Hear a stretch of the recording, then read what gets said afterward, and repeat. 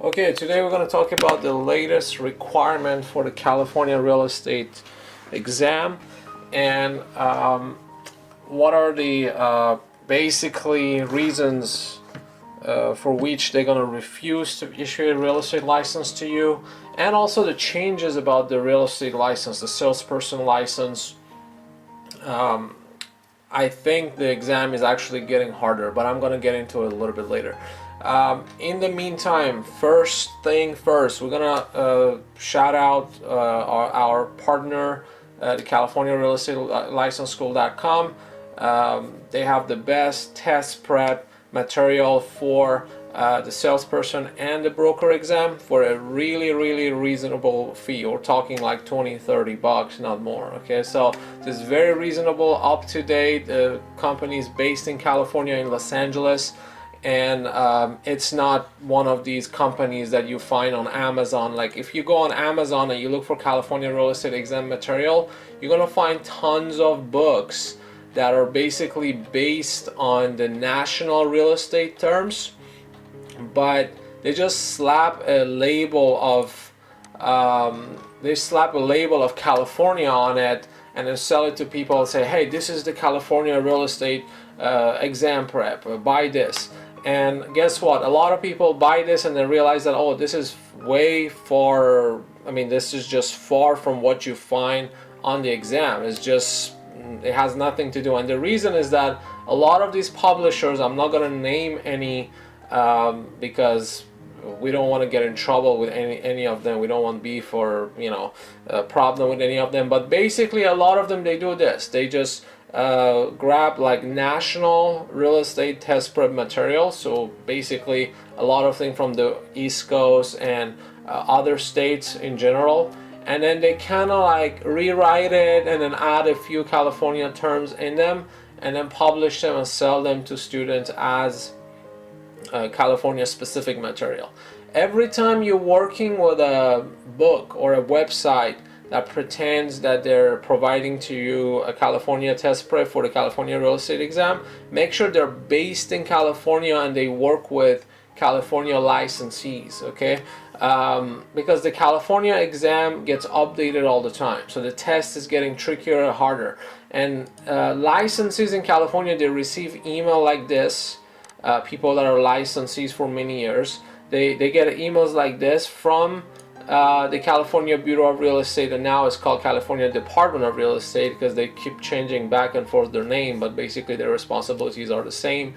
And the Office of Professional Examination Services, which basically bring licensees to their location and they try to update and add more things to the exam in their workshops in Sacramento, and they end up giving them some money. They give them like 150 bucks per day and give them like a continuing education credits and things like that. So the California real estate exam gets updated all the time. Okay, so if you buy a book that says it's for California exam but is from an out-of-state publisher written by a guy who is not licensed in California, who doesn't have a broker license, you best believe that you're gonna be way off with that material, and most likely you're gonna fail the exam. So make sure you prepare with a company that is based in California and they charge a reasonable fee. Here, our partner,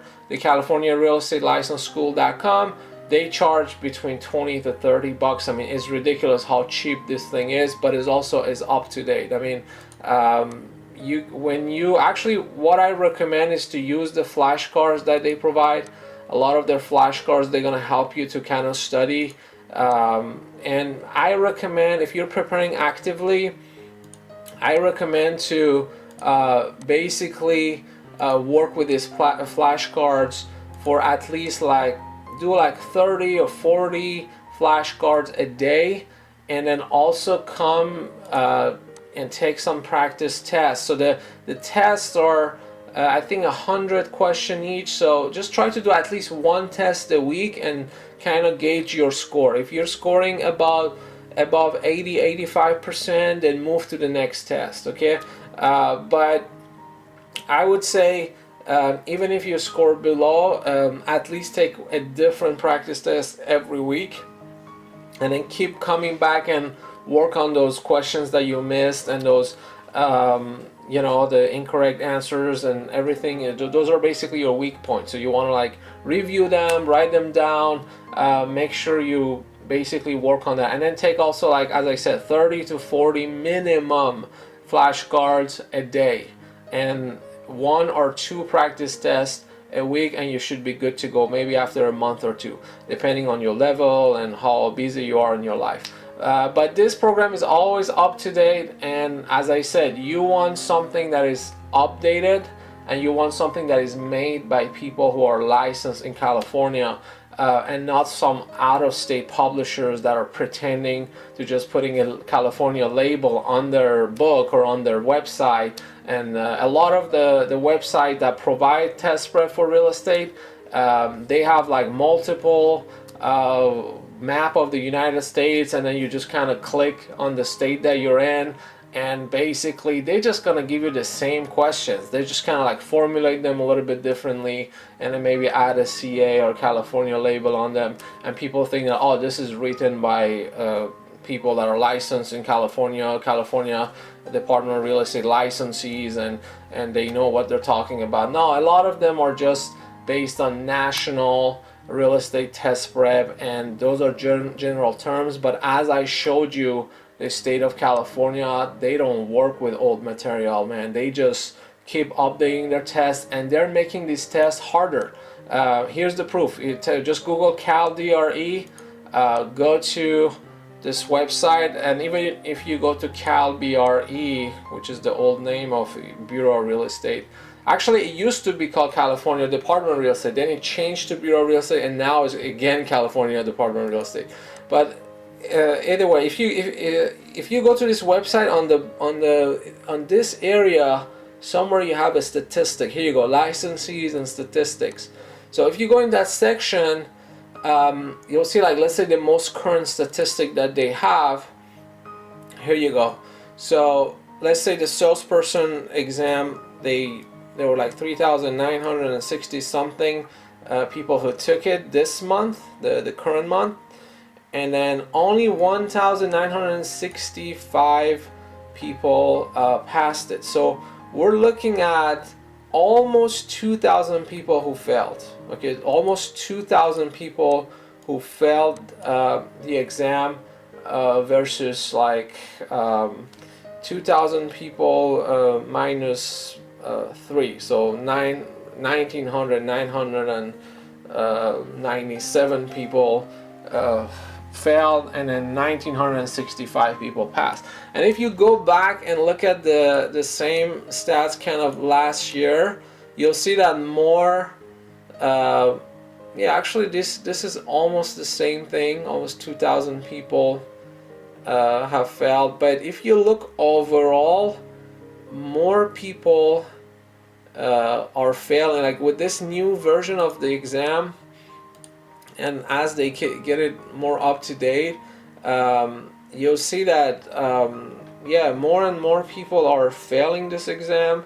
And I don't know if they're getting it harder, or it's because they're preparing with because the internet is full of test prep materials that are not on the money. They're not California specific. So I'm gonna plug our partner again one more time, and then we'll go and check out the requirement. Partner is California Real Estate License School.com. They're based in Los Angeles, California, and they have great test preps, and 2 of the test preps that are the most popular here, the one for the salesperson for California and the broker exam.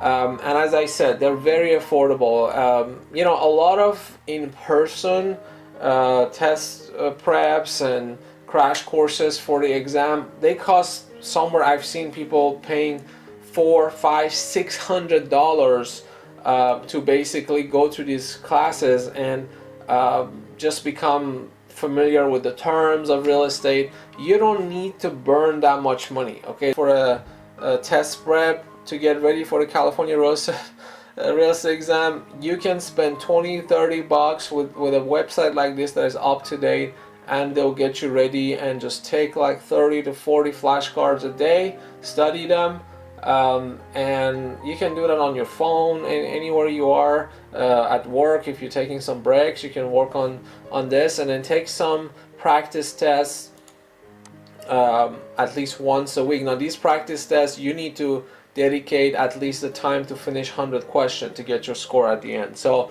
make sure at least once a week, one day, you just take a day, and it's not going to take a day. I believe like maybe an hour to finish one of these practice tests, but just to kind of gauge your level, and you go from there. So CaliforniaRealEstateLicenseSchool.com, make sure you check it out. Okay, so now the license requirement for the real estate license salesperson in California. Now you have to be 18 or older, of course. Now they put a residency here, but usually the residency is not an issue. You can live out of state and still qualify. It does say that residency in the state is not a requirement to become licensed, and California has no reciprocity program with any other state. So if you're licensed in another state, they're not going to issue you a license here in California. You're going to have to qualify, you're going to have to take the courses, and you're going to have to basically apply and take the exam. Now the thing is that as always, as a salesperson, you have to have your license under a broker. So here it says, if you're getting your salesperson, then if you want to do some business in California, you need to be actively licensed under a broker in California, a broker that is engaging in business in California. So it cannot be a broker that is out of. So, and then sorry about that. The next thing is that if you're taking the broker exam, of course, you need to have a business address here in California. So you can't just be a broker in California and your address and your office is out of state, because they need to basically serve you here. They need to come and check your records. I mean, there are just a lot of things that the Department of Real Estate has oversight over, and they need you to be locally here because they don't have jurisdiction if you're out of state. So they're not going to let you be a broker and issue you a broker license, a real estate broker license, if you're not based in California, you're not providing a business address in California. So keep that in mind. Now the next requirement is honesty, basically being truthful, not having too many convictions. Now the nature of the convictions are basically detailed here. So you got a lot of crimes that are related to financial crimes. Okay, so a lot of, if your criminal history had some tax related things in them, if they were like forgery, anything that is perjury, financial crimes, and also like sex related crimes. So if you're registering as a sex offender, if you are looks like this is what it's talking about. Conviction required registration pursuant to 290 of the penal code. So a lot of time, you will be denied for these convictions. Now, if you were arrested but you were not convicted, that's a different story. Okay, so that most likely they will not refuse you, and if they do, you can appeal and you will win your appeal. So they cannot refuse you based on charges that did not lead to a conviction. So keep that in mind. Other than that, I think the rest is pretty self-explanatory. You can come and read all these different things, but at the end of the day, it's a lot of case-by-case basis. So you do need to contact them in person with your specific situation. So if you have a specific conviction or something in your criminal history, you may just contact them directly and ask them the question, maybe via email or a phone call. The course requirement, as always, real estate principles, real estate practice, and then one of the following courses. I recommend, if you're starting in real estate, something related to maybe contracts or legal aspect of real estate, I would say, because that's gonna come in handy even when you're gonna start to work in the field. So real estate appraisals, you can take that too, but yeah, I would say I would go with the legal aspect of real estate and business law. And if you're really like,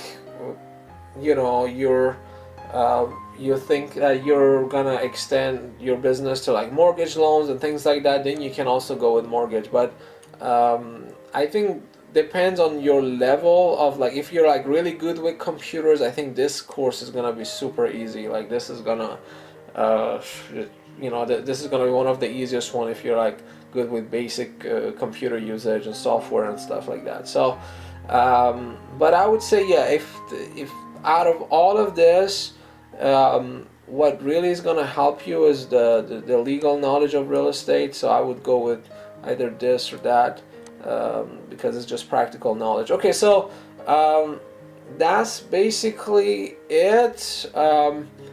As I said, don't prepare with a national real estate test prep for this. Don't become part of the failures. Okay, just prepare with a trusted, good test prep that is not like it's not going to cost you an arm and a leg. These guys, California Real Estate License School.com, as I said, $20-$30, very cheap, affordable, and up to date, and California based. So you want the test prep to be up to date, you want the test prep provider to be in California, and you also want to avoid too expensive. Like, we do have some places in California that you can basically go in person and sit, and it's provided by this big name brokerage. Okay, so these brokerages that I would not name, but all of them, you can count them in one hand. Okay, and they provide some California crash courses, but you really don't need them. It's just going to be burning your money. You can prepare for very cheap on this website once you're signed up with them, and you can take and pass the test as long as you're focused on the right material. Now, once you have your license, once you are licensed, and you can come here and verify your license, and you'll see your name popping here, then you will need to learn how to develop business. Okay, because a lot of people in California or other states, when they're jumping to the real estate, they think that, okay, I'm gonna get my license and that's it, I'm gonna be successful. But there's way more to it than that. Okay, so what you're gonna learn before you get the license is a lot of general knowledge about how the real estate transaction works, how you have to disclose everything. Like disclosure is always huge in real estate. Okay, so how there are some basically specific technical things about how a contract is established, or what is a party, what are the parties of a contract, what's going on, who is the beneficiary, who is a trustee, who is a trustor, who is, you learn those terms and you kind of get the picture of what's going on. But once you have your license, a lot of and you're signed up with a broker, a lot of these things are automatically handled. Okay, so you have TCs, transaction coordinators, you have escrow officers, you have a lot of people that you're gonna be working with, that they will take care of all that. So you need to focus on generating leads, picking up the phone, door knocking, meeting people, giving your business cards away. You need to be focused on actually bringing business, and then a lot of these things will be automatically handled as you generate business. But it's good to know them, and that's why you have the continuing education requirement. So every time your license is about to get expired, you're gonna have to take those continuing education courses to be able to renew your license. So that kind of keeps you up to date and keeps you fresh, with all the latest requirement and what is required from you as a licensee. If you have any question, feel free to drop a comment here on this video. Again, it's not a difficult exam. You don't need to spend $400, $500, $600 for preparing for it. You can sign up on a website like this really cheap for $20, $30 and get a good preparation online and then prepare for it, and you can get it done. The test is getting updated. As I showed you, there are a lot of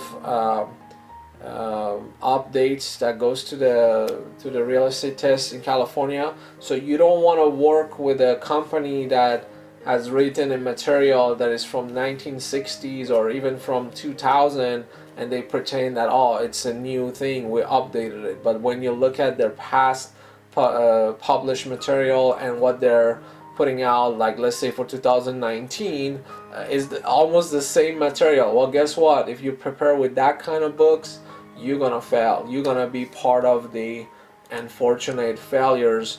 Like out of like 3,900 or almost 2,000 failed, and 1,900 and something have passed the exam. And then and you see, like, constantly this statistic kind of repeat itself. Okay, so you do have a lot of people that don't prepare right, and they prepare with the wrong material, and when they go and then when you have the right material, let's say you signed up to this website and you have access to the premium paid section of it, you still have to dedicate some time. I mean, doing like 30-40 flashcards every day, it's gonna take some time, so you're gonna squeeze in the time to get ready. Okay, so don't rush into taking this test. Give yourself enough time.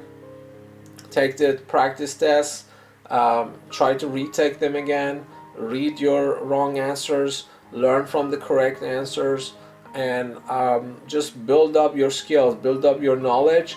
And the day of the test, let's say a month after that or 2 months after that, I think 2 months of preparation is enough. Like, if you work on this website for 2 months, you're gonna know everything that you need to know to pass the exam. But some people do it at 1 month, 2 months. Some people take more time as the way you feel comfortable. But I would say don't rush into it. Don't try to do it like within a week or two and try to rush into it, because as I said, they're updating these tests, they're making them a little bit trickier, a little bit harder, and you want to make sure that you have the highest score and put all the chances on your side to pass.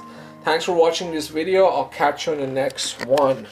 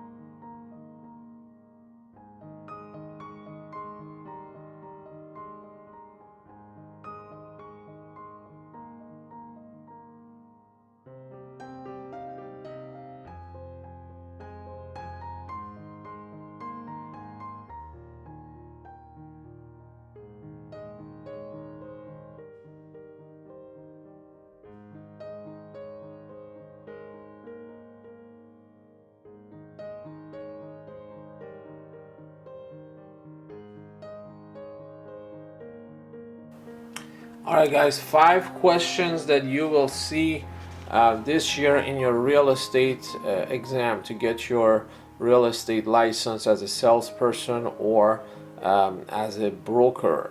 These questions are very well written, and we see them really often in California.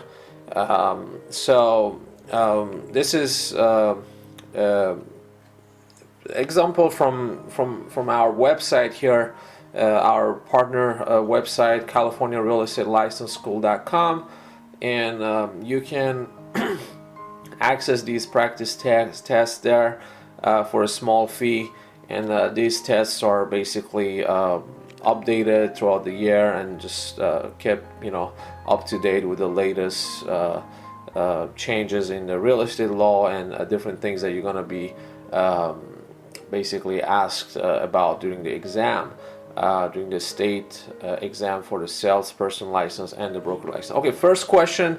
This is very common question. Let me try to zoom on this. Oh, that's a big. Okay, so basically, where is the money for like the home loans in real estate comes from? Like, where are they? Like federal bonds, or are they government bonds? And basically the correct answer, as you can see here, is individual savings accounts.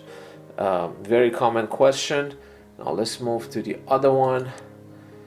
Now in this question, you're gonna have multiple questions like this where they're trying to test you and find out if you understand under California law if who is a minor and who is a person that is considered adult, and if they enter property purchase agreement or even a lease. Any of these are like legal contracts. So you might see a question like this. We might talk about a 1-year lease or a 3-year lease, or like a purchase agreement, or even like a listing, a property listing agreement, and the exclusive right to sell for an agent. Any of these papers that are signed by a minor legally is invalid. Okay, unless if the minor is married or emancipated. If they're married or emancipated, then it's a different story. We're not gonna get into like all the legal details of that, but just understand that if you're under the age of 18 and the question is telling you the person is unmarried, or if the person is not emancipated, then you know that this was not a valid contract, because in a legal perspective, a person that is under the age of 18 does not have the mental capacity to basically understand fully the contracts and basically legally agree to it. So even though that person can be like really high IQ and they can be a genius, and academically they can have like a PhD at the age of 17, regardless of that situation and regardless of how smart that person is, legally speaking, if this case goes to the court, the law says that the person was under the age of 18, or it was a minor that was not married, or that was not emancipated. So basically the contract is not valid, and they can cancel that contract and win in court. So just keep that in mind. This question, or different the variety type of question like this, like they're gonna change it a little bit. Okay, they might, as I said, they might rephrase it, change the age. Instead of 17, they would say 16, or almost 18, like 17 and a half, but it's still under the age of 18. So just don't fall for those. Another question that you see a lot during the different version of the real estate test is this question that refers to basically what are the tax deductions. Okay, so if you're just understand that if anything that has to do with fixing something wrong with the property, a real property or a personal property, cannot be itemized as a deduction. Okay, so it has to be some kind of interest in a home loan or student loan, or even some section of your car, there is a portion of your car registration fee that is not an option here in this question, but just for your information, a portion of your car registration fee that you pay to, like, let's say to the DMV in the state of California to register your car, that portion that is specific and usually is defined on the bill, on the itemized bill that is basically given to you by the DMV, that portion of that amount can be itemized and deducted. Okay, but if, like, let's say your car breaks down, or your garage door is broken, or your wall breaks, or your bathroom starts to leak and the pipes in the plumbing goes down and breaks down, and you have to have a plumber come and spends thousands of dollars to change the plumbing and the pipes and all that, none of that is going to be considered a valid deduction in terms of taxes. So understand that just the real property taxes, charges on student loans, some kind of some portion of your car's registration fees with the state and the interest home loans are deductible. Moving on to the next question.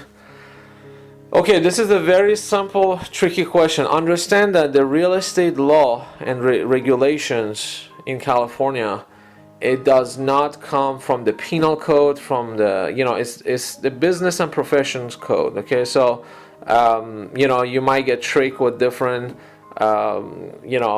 answer choices, like it's part of the Bureau of Real Estate rules, or part of the Department of Real Estate regulations, or part of the government code or California administrative code. Don't fall for that. Is always the answer is business and professions code.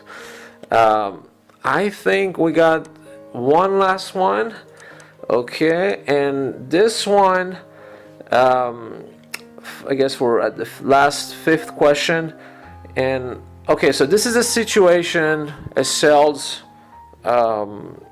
real property sales went down the the WC, the toilet, or whatever you want to call that. Okay, so it went south. Okay, so you might have, again, this is just an example, but it might be phrased in a different way. The scenario might be presented to you in like 4 paragraphs or like one big paragraph. But bottom line is that is a real estate transaction that went south, and it went into a disaster outcome or whatever, and somebody ended up suing somebody, or the buyer usually end up suing like the seller, and gets the real estate broker, the listing broker, involved in the lawsuit. So they basically suing the broker and the seller to get their money back, and maybe return the property or whatever. So in a lot of cases like this, these cases might go to appeal. Okay, the seller might lose and then might go to appeal and then win on appeal, or might lose on appeal as well. Okay, so let's say the final judgment, when there is no appeals, everything is done, or maybe is a first judgment, but whoever the judgment was given against, like the seller, decides to not appeal that decision and accept their fault. It happens sometimes because of the legal costs of litigation. They don't want to go back in court and fight this again, so they're like, okay, we lost, we'll just leave it as it is, and we'll try to satisfy the judgment. And sometimes the brokers and the seller, they just disappear because it's a civil lawsuit, and the burden is on the buyer to go and try to collect once that judgment is given to the buyer. So sometimes they disappear, they go out of business, and it's gonna be a very difficult task for the buyer to basically try to collect on that judgment. All of that being said, understand that the next step for the buyer usually is to file a complaint with the real estate commissioner. Okay, so if they get a judgment against the real estate broker and the seller, or a real estate salesperson, usually when the real estate salesperson is involved, the broker of that salesperson is also involved. So once they file their complaint with the real estate commissioner, you see a lot of answer choices are like, oh, revoke the broker's license, or suspend it. It's a very overly exaggerated answers. Okay, so you want to understand that even the real estate broker, real estate commissioner, has to respect certain administrative procedures and due process toward the licensees. Okay, even though he has the authority to suspend, but usually by law, by regulation, they have to always act as if you are innocent until proven guilty. So even when the judgment is filed with the real estate commissioner, then the real estate commissioner file an accusation document and then proceed into like investigating and find out what's going on. And usually after that, yeah, they would end up like suspending or revoking the license and giving like sanctions and things like that, you know. So but understand that it's not a straightforward process. Like, I mean, it is a straightforward process, but it's not automatically they would go and basically drop the punishment immediately on the broker. They're gonna have to give due process. They're gonna have to respect certain steps to make sure that okay, that broker was really at fault, you know. So a lot of cases, sometimes you know, they end up revoking, suspending, giving a warning, or whatever the case it is, you know.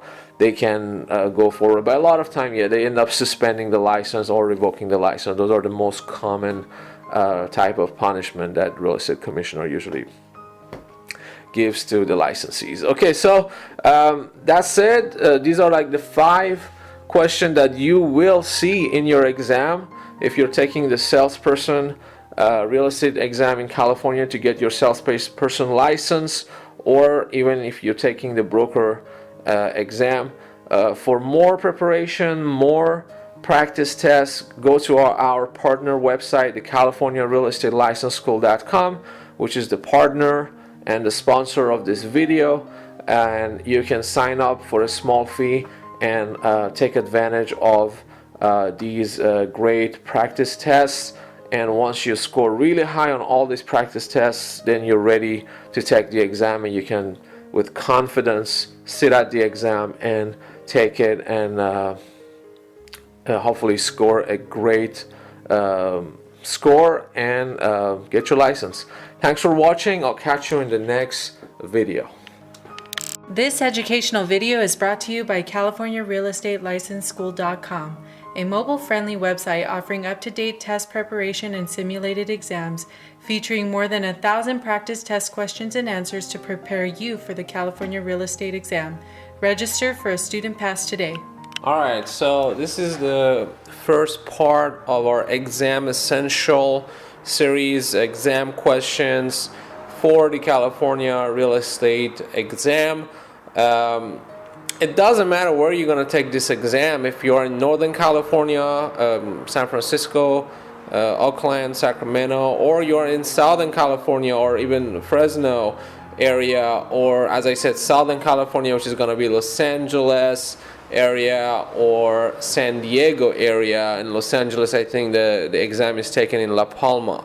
It really doesn't matter where you're going to take this exam. Really, you will have to deal with these common questions. And also, it doesn't matter if it's going to be a salesperson exam or a broker exam. You're just going to have more questions for the broker exam, and maybe a little bit trickier questions. But for this first part, I'm going to talk about something that you will see.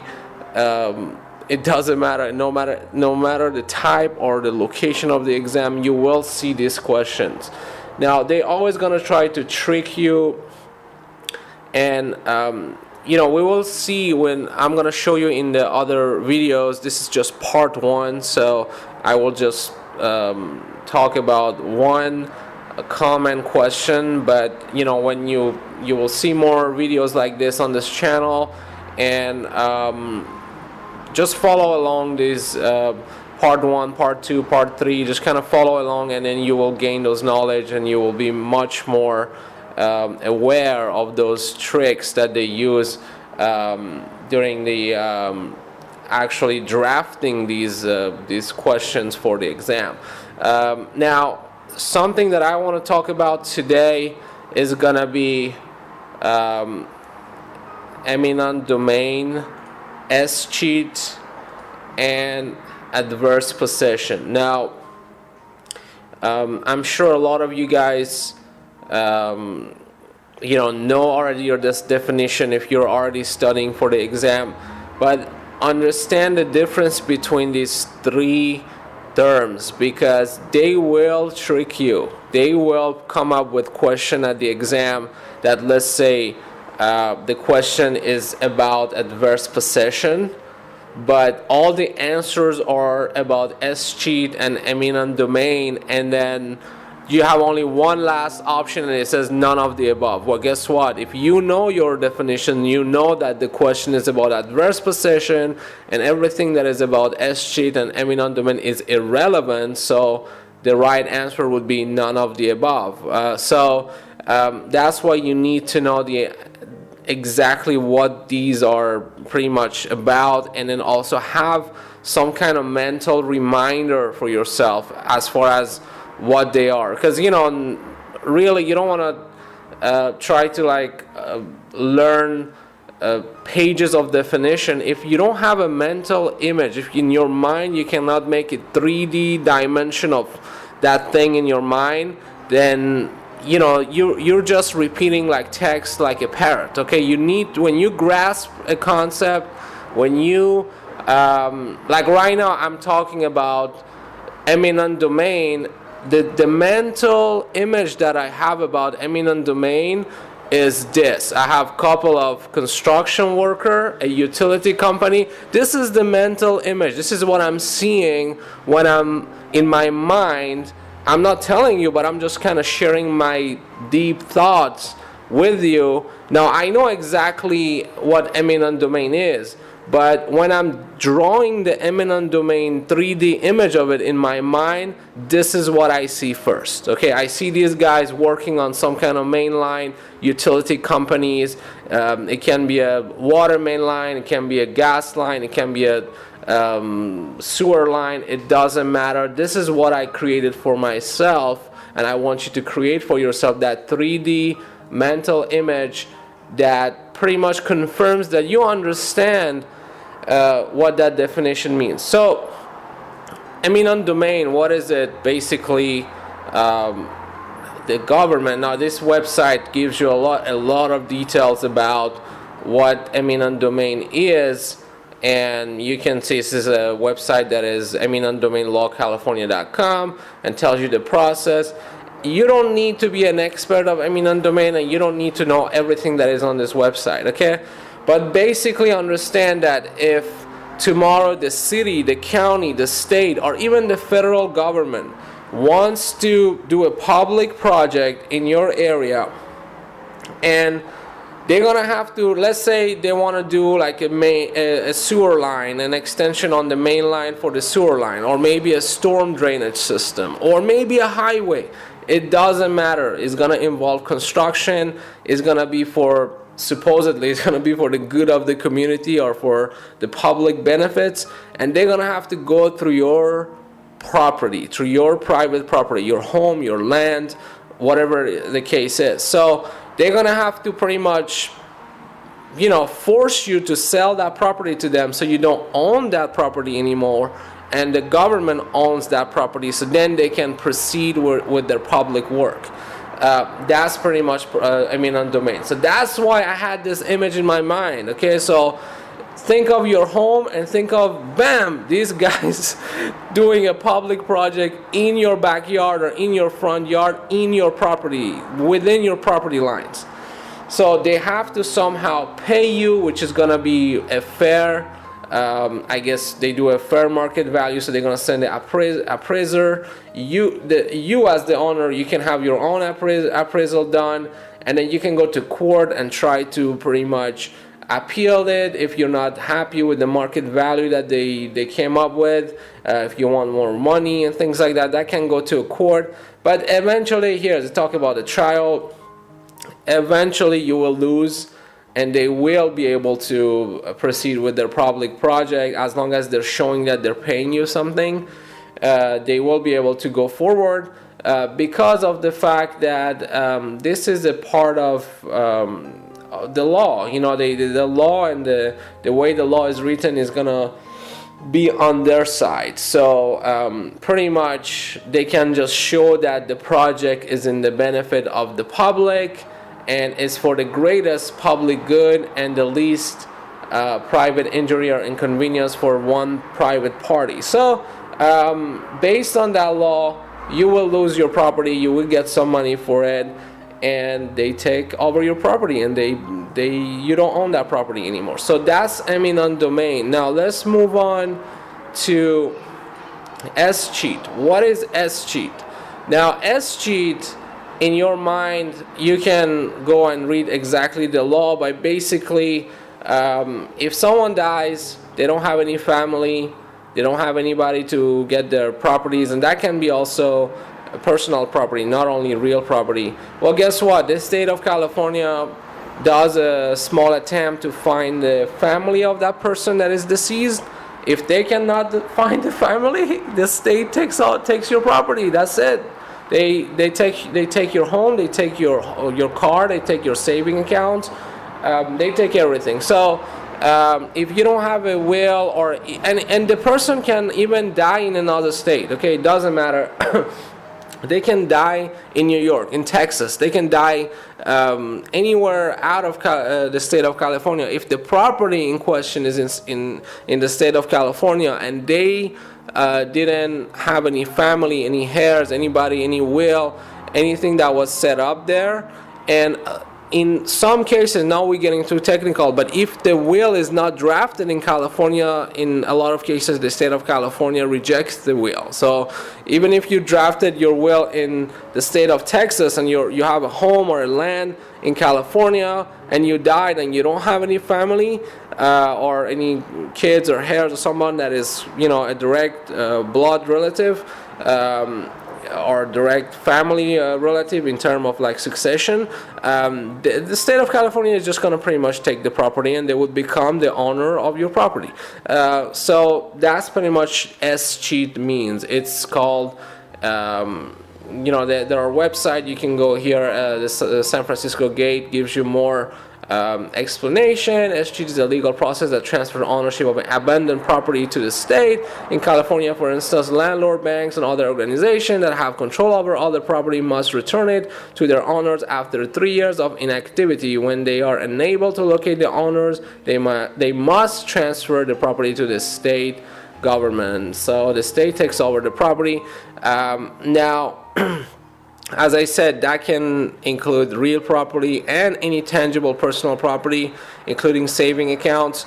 And once the real property was transferred, let's say 5 years after it was transferred, someone's, kids all of a sudden come out of nowhere and say, hey, that was my dad's house, or that was my mom's house.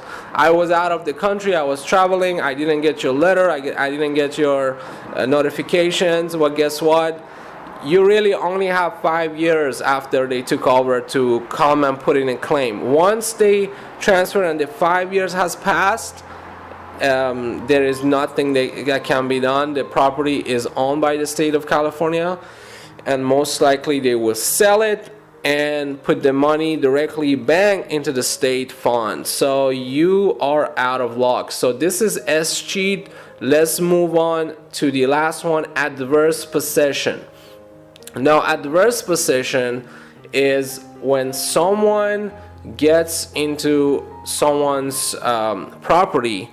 Let's say it's an abandoned property, and they live in that property. Let's say a homeless person start to live in your home. You're out of town or you're out of the country, and they pretty much after a while they can start, like I'm talking after a few years, they can start a legal action and pretty much reverse the title to their own and say, hey, I took care of this property, I took care of the land, I took care of the trees, I took care of everything that was in here, and I want to own this property. This property is not being used.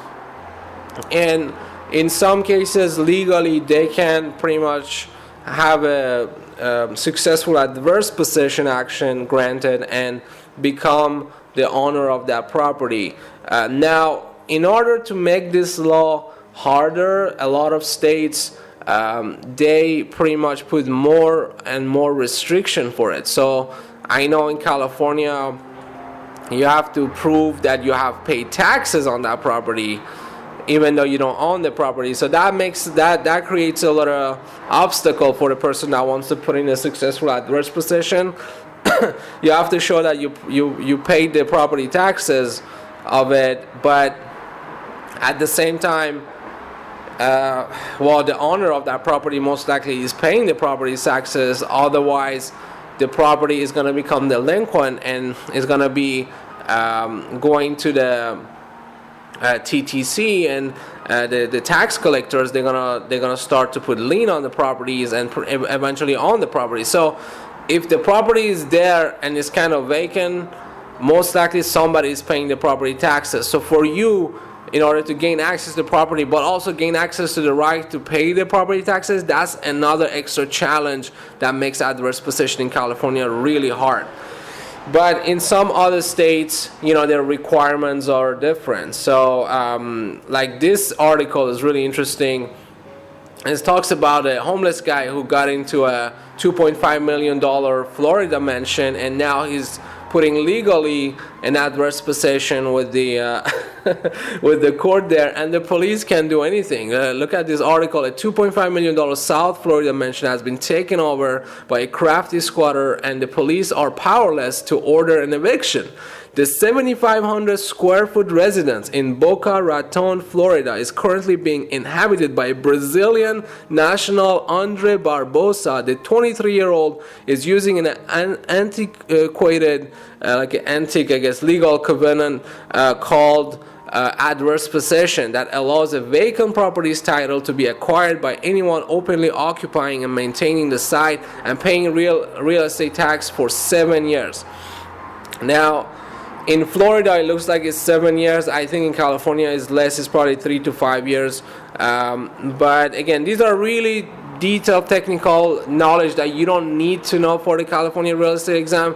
But know that this is adverse possession. Think of this homeless guy getting into this beautiful home and try to take the title of it legally, and the police cannot put him out because they have to wait until see if his legal action is successful or not.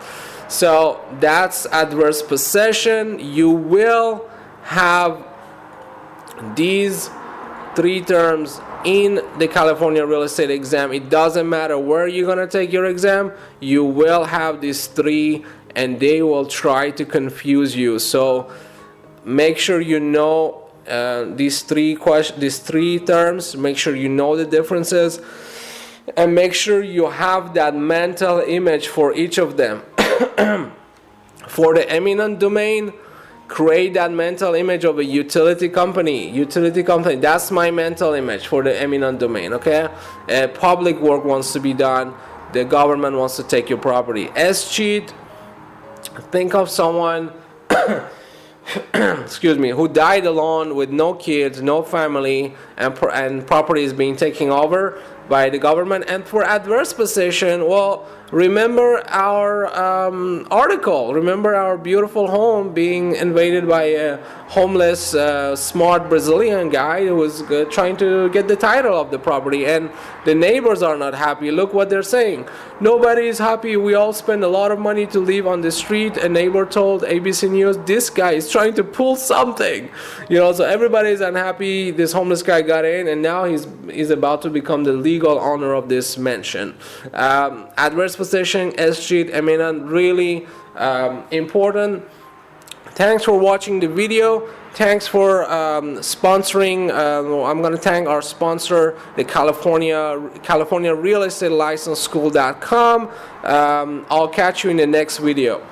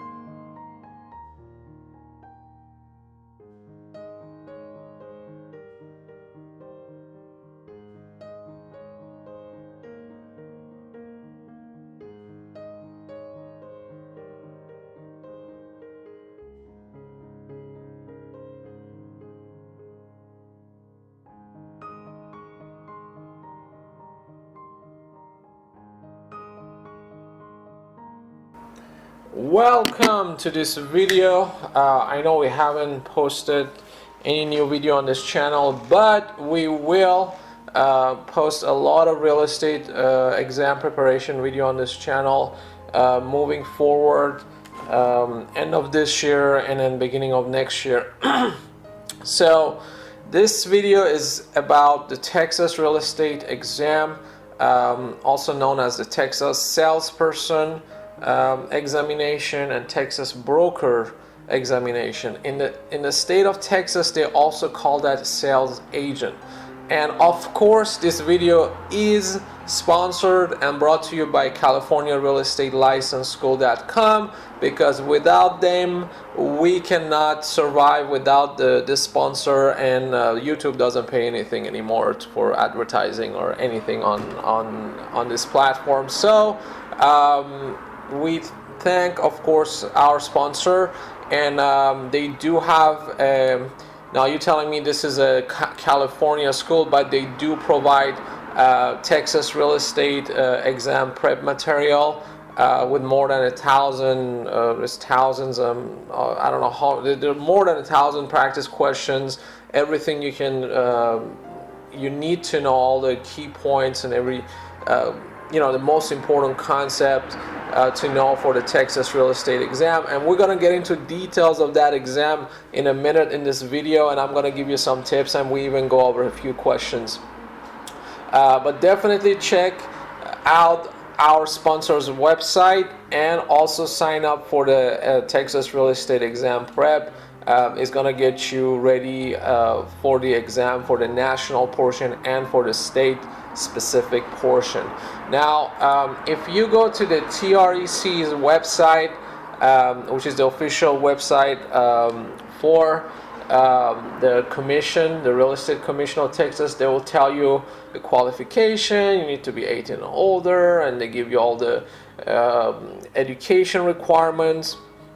Now, your application, of course, is going to be a fingerprint background check, and also the exam is provided by Pearson VUE. Pearson VUE, it's they have exam center. Most of their exams, I think all of them, are like computer-based exam and testing, and they're really famous. A lot of people that are doing nursing, or they doing certain insurance licensing, or it doesn't matter. There's just a lot of industries now, they use Pearson VUE for their proctor testing, and their centers usually are very sophisticated. They have cameras and audio recording everywhere. So make sure you just use common sense. Don't bring your cell phone, or if they give you a locker room, put your cell phone there. And they're really careful with electronics. They check your IDs, so have your driver license or passport or any accepted ID with you, and don't bring friends and and your kids and everything, because they're not going to let you at these Pearson VUE exam centers. So now let's jump into the exam itself. Now you have also the broker and the sales agent, also known as salesperson. A lot of states, they call them salesperson. The TREC and the state of Texas, they just go back and forth between these two terms, salesperson or sales agent. It doesn't matter. Is your first license basically in this field, real estate agent, whatever you want to call it. Now, if we talk about the exam itself, now the Texas real estate exam is not like the California, where you just take one exam and everything is in there. You're actually taking an exam that has two portions, a national part and a state part. Now, they don't really say in the information that they give the students and people out there that I've seen in the handbooks and all that, they don't really say that this point, which is very important. You cannot go in, it is my understanding and my experience that you cannot go switch back and forth between the two. That means you start the national portion, which is 85 questions, and this is the time that you have 150 minutes to finish it.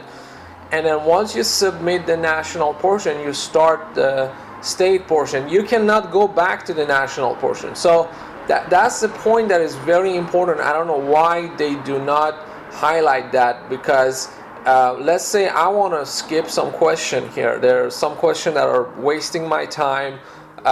They are, and think of it, you don't have really 2 minutes per question, because if you had 2 minutes per question, then your time here would be 170. So you have less than 2 minutes per question. Now, if you run into a question that requires calculation, requires some kind of mathematic, or even questions that do not require mathematical calculation, but there are terms that you're not familiar with, because maybe you didn't sign up for our sponsor.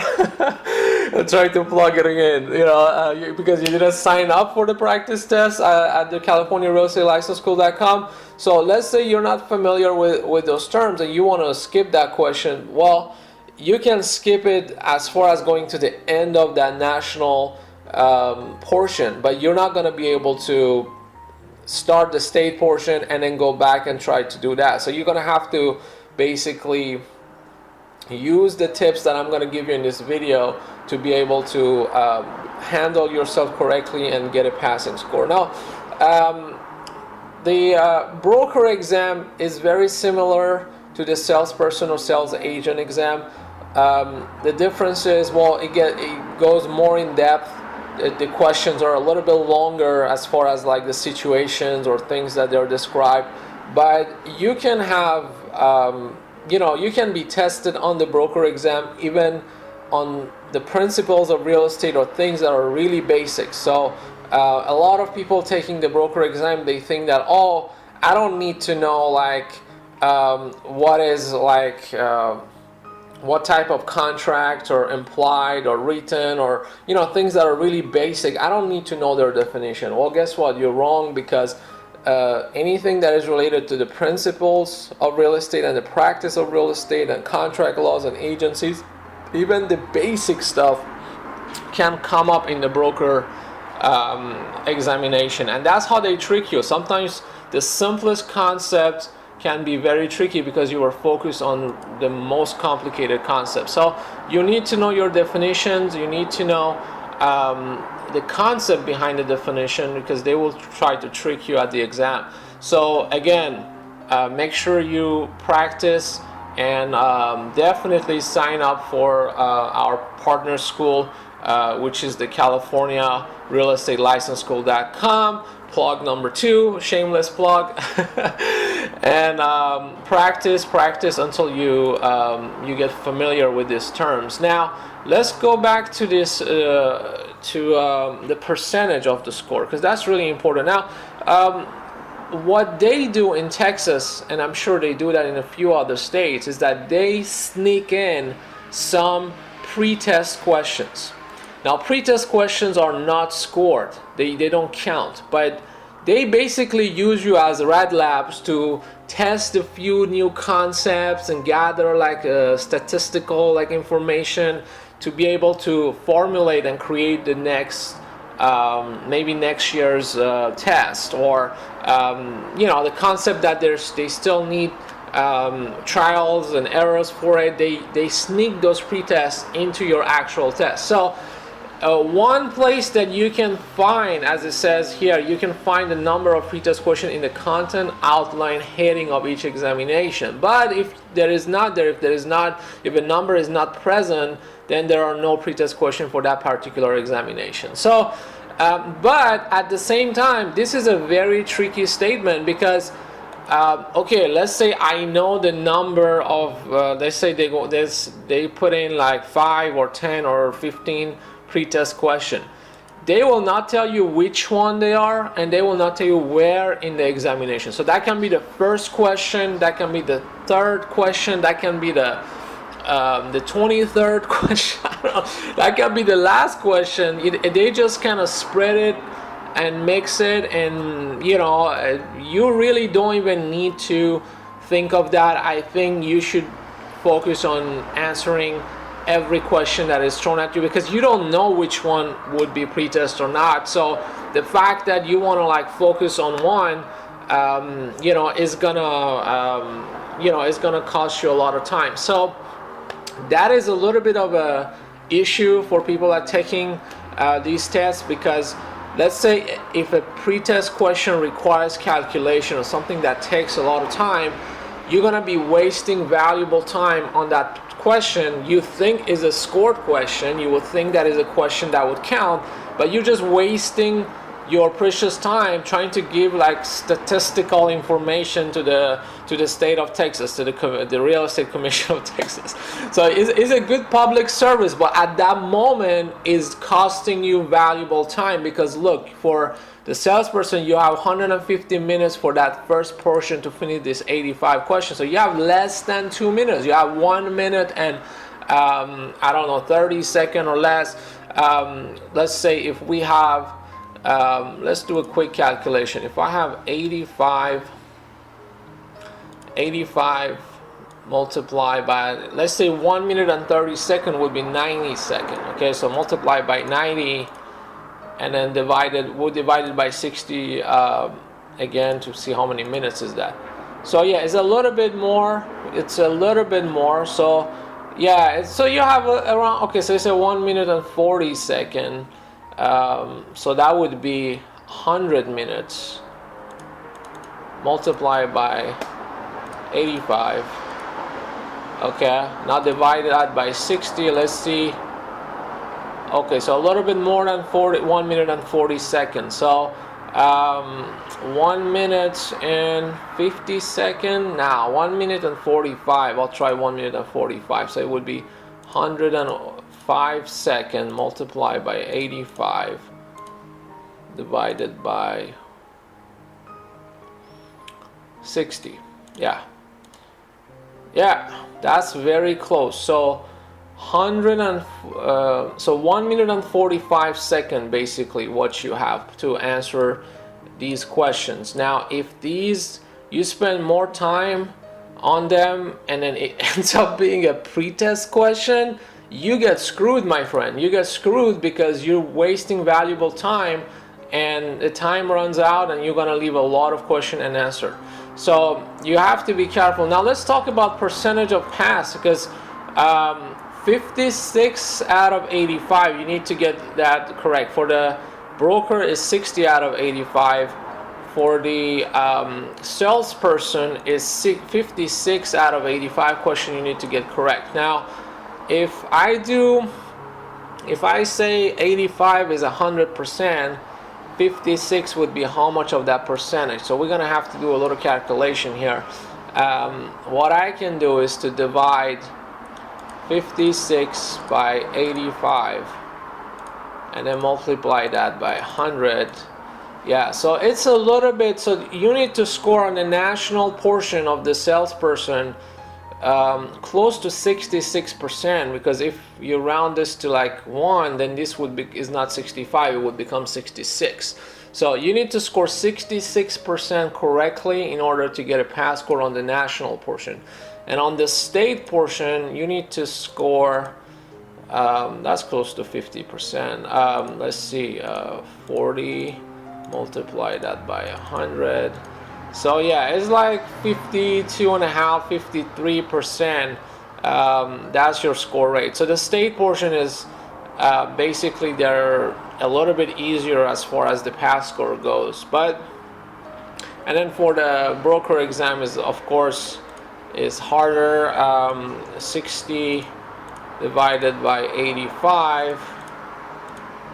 Yeah, that's close to 70% pass rate. And then for the state portion of the broker exam, it would be 30 divided by 50 multiplied by 100. Yeah, that's 60%. Oh, I got it wrong, but okay, it's 30 divided by 50.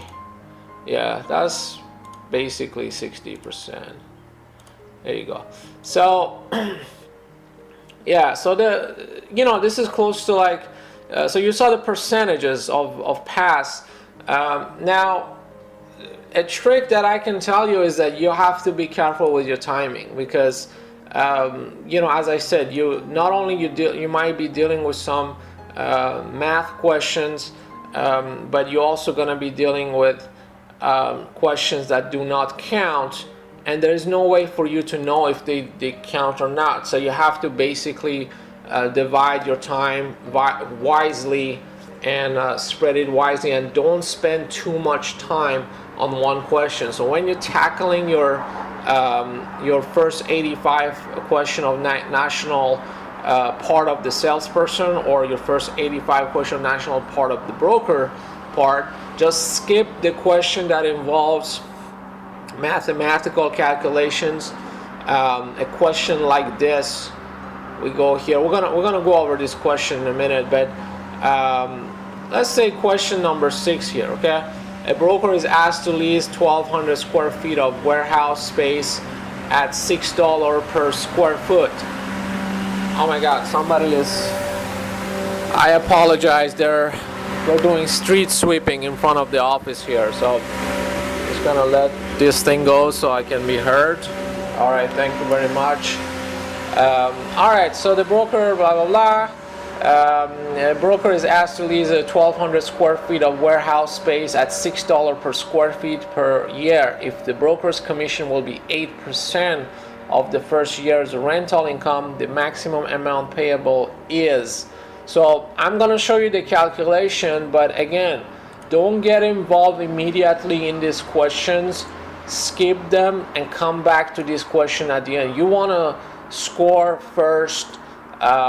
Basically take the questions that you're familiar with. You know the answers of them, and you're familiar with the terms, because of course you signed up for the California Real Estate License School, the Texas Real Estate Exam Prep, plug number 3 or 4, I don't know where we're at, but I just been plugging this partner like crazy right now. But so because you're familiar with those concepts, and by the way, this preparation, it really focuses on the definition, and they design this preparation such a way that it just builds up your knowledge as you're taking this exam. So that's also really, really important, because there are ways to create exam preps, but the guy at the California Real Estate License School.com, they build this such a way that would gradually increase your knowledge, gradually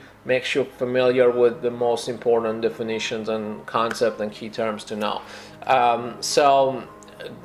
So now let's get back to this tip. So skip the math questions, skip the questions that you are dealing with terms that are very close to each other, you're not familiar with them. Skip those as well. You want to answer immediately as many questions as you can that are familiar, that they seem familiar, you already know before even finishing the question. You say, oh, I know this concept, I know, that's easy. Walk in the park is a piece of cake, I can answer that. So you want to get those out of the way right away. Why? Because the time is against you. Not only the time is against you, but you have freaking pretest question that the state was sneaking into this for their own interest, for their own goal of gathering information, gathering statistical information for future tests. But you, as a candidate, as an applicant, your goal is to pass this freaking exam. Your goal is not there to be a public servant. I mean, it's good to service the public and all that, but your main goal, your priority here is to score as high as you can. Basically, that's what I'm saying. So, a question like this that would involve a calculation like this. So you would, so basically, they want them to lease $6 per square feet per year.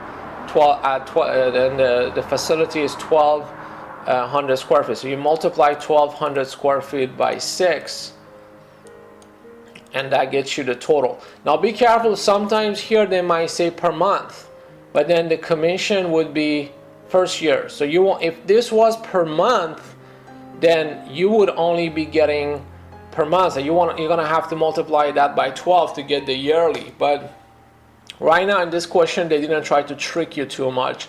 So They put it per year. They give you the ask lease price per year, and they're asking it also per year. Okay, so 8% of that first year in rental would be how much? Now they can sometimes also trick it and say, hey, what would be the 8% of the first 2 years? Then you're gonna have to multiply that by 2. Okay, but if it's giving you per year for 1 year and asking you for a year, then you just leave it as it is. But sometimes they might switch around, and this might be the first month, and this would be per year, or this would be per month, and this would require per year. So just you got to be very careful with these things. Where is giving you the data and where is requesting an answer or a calculation from you? Is it a month? Is it a day? Is it a yearly thing they're asking me? And what was the data that I was given with? So that's something that you always want to calculate. So now we have our ask lease for the whole year, and then we'll just have to calculate 8% of that, which is you multiply that by 0.08, and that would be your answer, 576, and 576 is here. Now again, let's go back to my tip. You want to skip these questions, go to the end of your 85 question or 40 question, whichever portion you are in, but don't submit. Okay, don't finish the exam. Know how much time. I think on the screen you will see a timer, you will see a clock on that computer screen, and you will know how much time you have left, and then you go back and then you divide your attention. I still really recommend to do the math one at the end. So if you skipped, let's say question like this, let's say this question: in order for the tenant to claim relief for constructive eviction,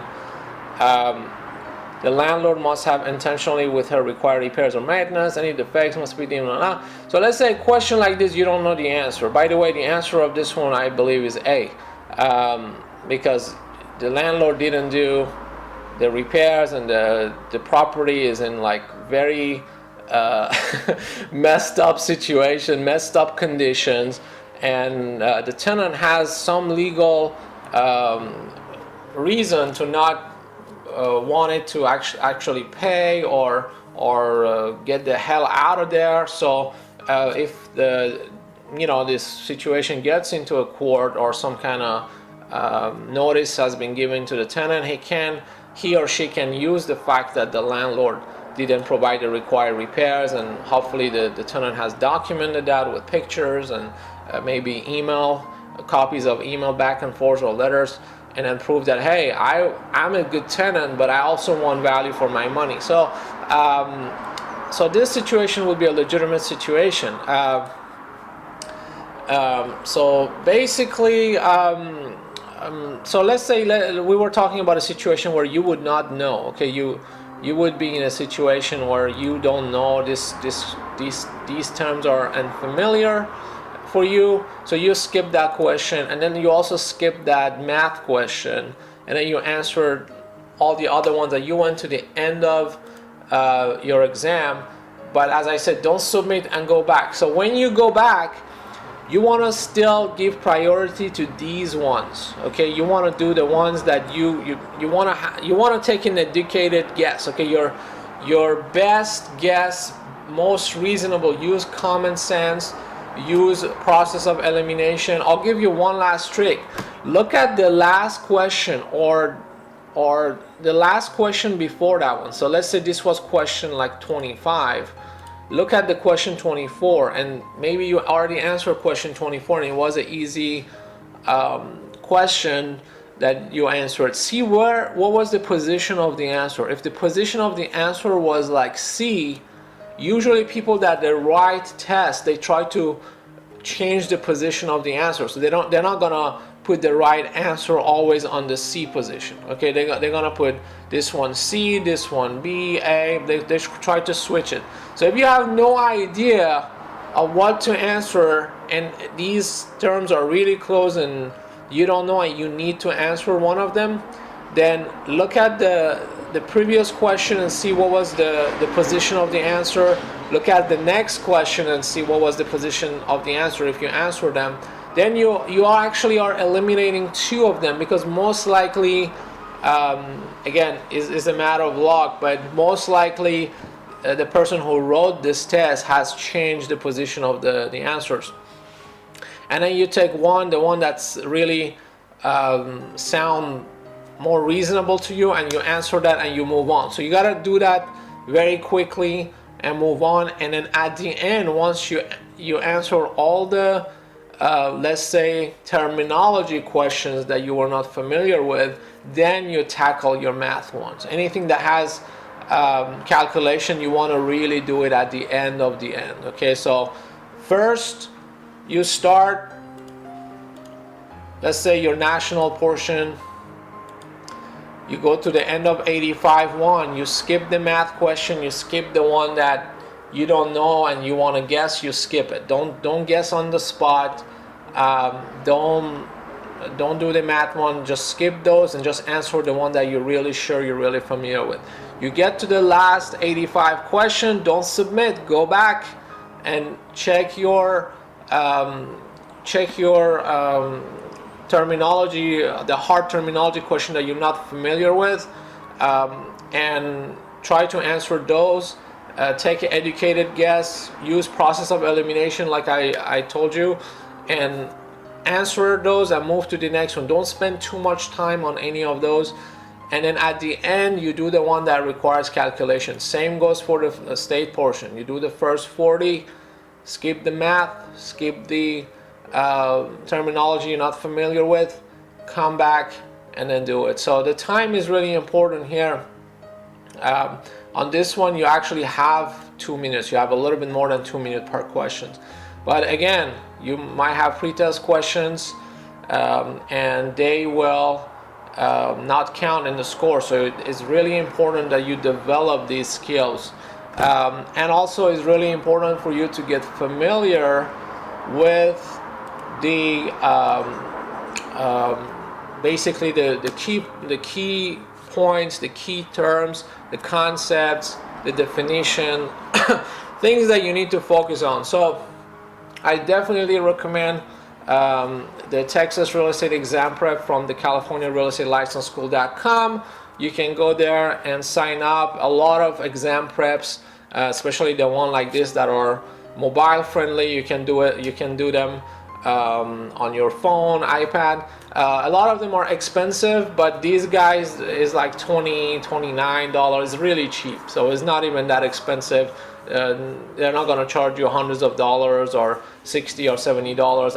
At this school, I believe is under $30. Is it's I think $29 the last time I checked.